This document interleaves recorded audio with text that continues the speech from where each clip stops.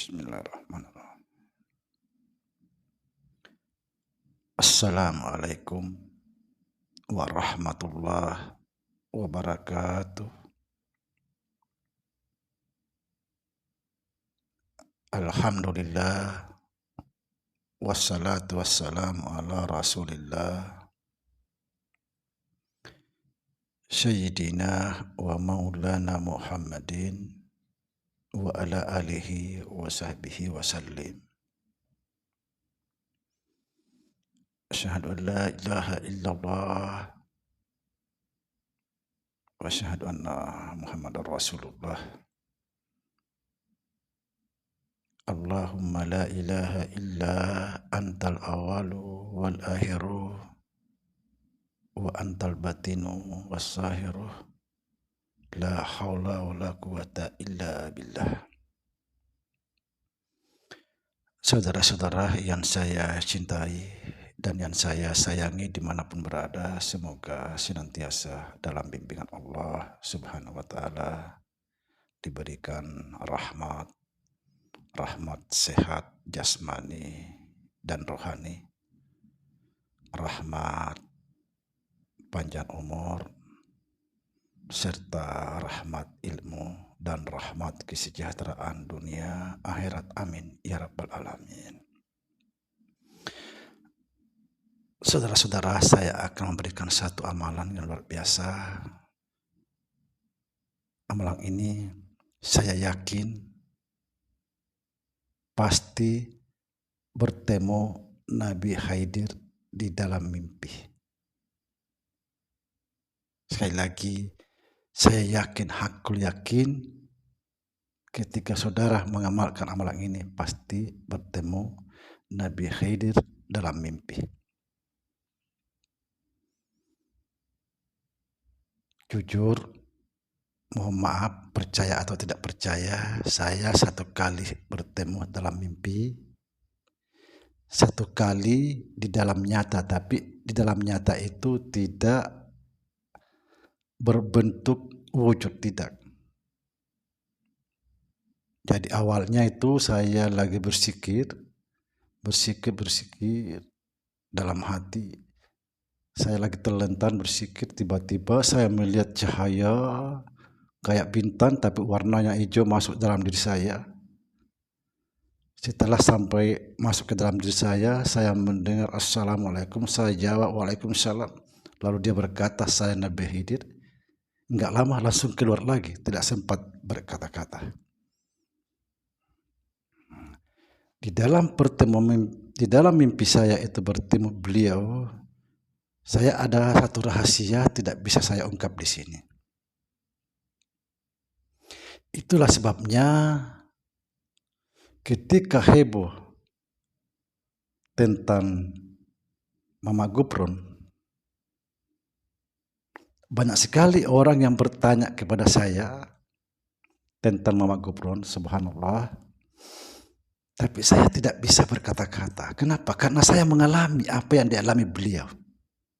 Tapi bedanya saya tidak mau mengungkap. Karena memang saya dipesan jangan disampaikan. Karena pasti kamu dianggap pendusta.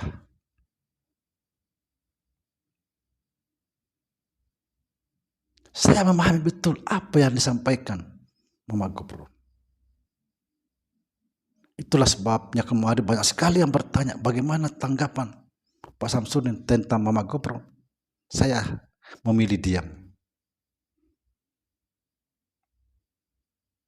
Sekali lagi, pasti bertemu dalam mimpi 100%, insya Allah. Sebelumnya saya akan menanggapi dulu salah satu pertanyaan ketika menonton konten kita tentang sholat tidak pakai usalli. Subhanallah. Jadi pertanyaannya begini. Kalau kita tidak pakai usalli dalam sholat, okelah dalam sholat 5 waktu, lalu bagaimana sholat sunat, tentang sholat hajat, sholat tahajud, sholat istikharah, dan lain-lain sebagainya.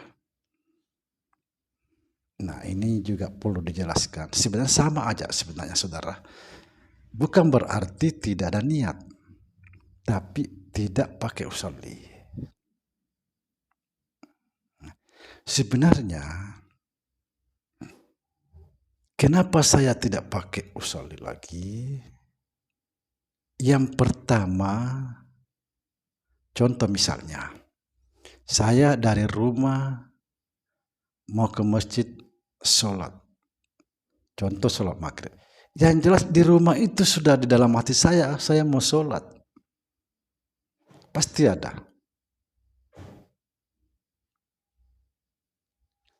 Nah, sebenarnya kalau kita bicara masalah niat, tidak ada yang bisa berbuat sesuatu tanpa niat dulu. Kita mau sholat, ambil air wudhu, itu sudah dalam hati. Oh, saya mau sholat duhur. Kita mau wudhu, ambil air wudhu, mau sholat isya, pasti sudah dalam hati. Oh, saya mau sholat isya. Pasti. Cuma saja kita tidak menyadari kata atau apa yang diucapkan dalam hati. Yang kita selalu sadari yang diucapkan oleh mulut. Ini kesalahan kita. Lalu bagaimana sholat sunat? Itu juga begitu, ketika kita mau sholat sunat, misalnya sholat tahajud, pasti ada muncul dalam hati. Oh, saya mau sholat tahajud, pasti ada, itu sudah niat. Ketika kita mau sholat istikharah misalnya, pasti sudah muncul, oh saya mau sholat istikharah. Nah, semua itu sudah ada niatnya, nggak mungkin kita bisa berbuat tanpa ada niat. Makanya saya tidak pakai lagi usolli.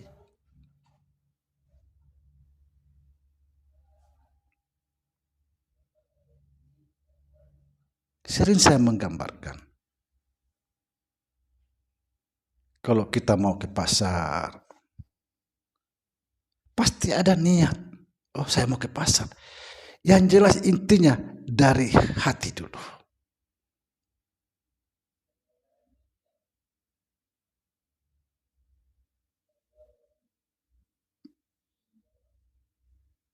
Sama semuanya. Nah, kemudian ada juga yang bertanya begini, bagaimana kalau kita menjadi imam? Kenapa kita susah sekali berpikir? Imam itu posisinya di mana? Kan di depan. Ketika dia di depan berarti dia sudah menjadi imam. Pasti dalam hatinya juga ada. Enggak mungkin imam di belakang.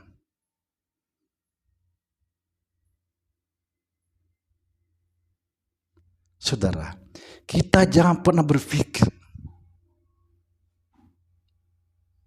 dengan pikiran-pikiran tersendiri. Artinya jangan disamakan pikiran kita dengan Allah. Allah itu sudah tahu segalanya. Cuma kita aja ini ribut terus.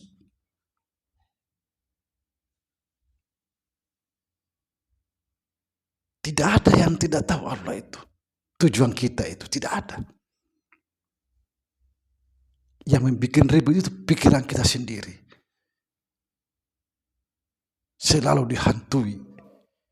Begini, begini, begini. Allah itu maha tahu.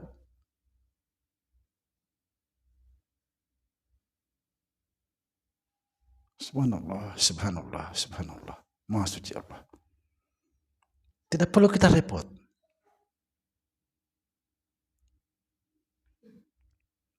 Baik saudara, saya akan menyampaikan satu amalan seperti tadi saya katakan, pasti saudara bertemu Nabi Khidir. Pasti, saya yakin. Caranya gimana? Yang pertama, Jangan lupa setiap habis sholat Isya bertawassul kepada Nabi Khidir 7 kali. Sebelum bertawassul, kamu atau kita memohon kepada Allah. Gimana caranya? Kita bahasa Indonesia aja, karena di sini juga bahasa Bugis. Begini caranya. Ya Allah, sampaikan salam saya kepada kekasihmu Nabi Khidir alaihissalam yang pertama. Lalu kita bertawassul. Tawassulnya gimana? Subhanallah, alhamdulillah, Allahu akbar, la ilaha illallah, al-fatihah. Kita baca Fatihah 7 kali. Setelah kita membaca Fatihah 7 kali, baru kita mengatakan, ya Allah, bacaan Fatihah ini untuk Nabi Khidir alaihissalam. Lalu kita baca Al-Ikhlas 1 kali, Al-Falaq 1 kali, An-Nas 1 kali, tutup dengan Al-Fatihah.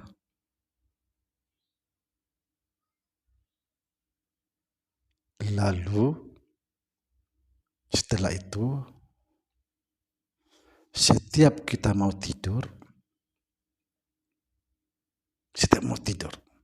perhatikan ini, selalu kita memohon kepada Allah, ya Allah, sampaikan salam saya kepada kekasihmu Nabi Khidir alaihissalam. Nah, sebelum kita tidur, kita berpikir bahwa kita akan bertemu Nabi Khidir dalam mimpi, tapi nyata. Jangan cuma jangan membayangkan ketemu, jangan. Tapi berpikir bertemu nyata dalam mimpi. Kalau kita hanya sekedar membayangkan, bisa hanya terbayang-bayang aja. Tapi kita berpikir ketemu nyata dalam mimpi, insya Allah. Setiap tidur ya, setiap tidur. Semoga bermanfaat. Assalamualaikum warahmatullahi wabarakatuh.